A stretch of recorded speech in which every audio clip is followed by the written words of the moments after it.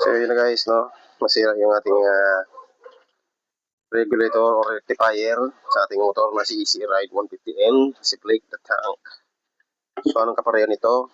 Ito, dumating na nung isang araw pa yung ating pyesa. Ang katulad nito guys is pang GY6 150 or 250cc. So legit ito guys, plug and play na siya, no? Dahil tignan natin yung kapareho niya na kulay. Yan, no? Pareho siya sa sakit, no? Yung kulay ng kanyang mga wire. Tapos may tinanungan na ako nito. Shoutout sa iyo si A.